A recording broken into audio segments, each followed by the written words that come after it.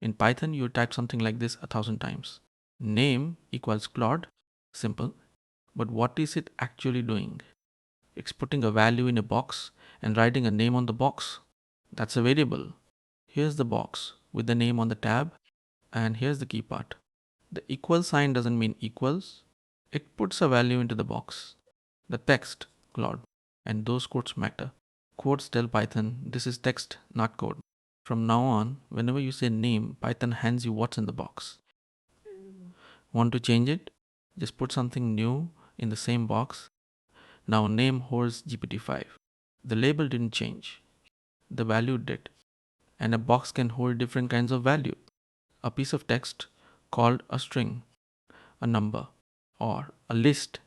One box holding several values in order. We'll open that one up later in the series. The kind of value is called its type. Why does this matter? A username, a score, a setting. Each one lives in its own name box. Name it once, change it in one place, reuse it everywhere. So a variable is just a labeled box holding a value. It's the most basic move in all of Python. Now let's write it for real. Name holds the string Claude.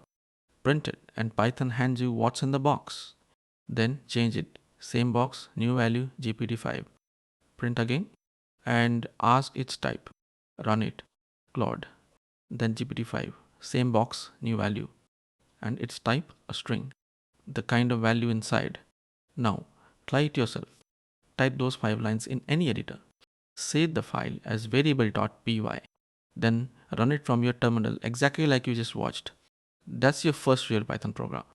Next episode, the boxes that everything in AI runs on, strings. See you there.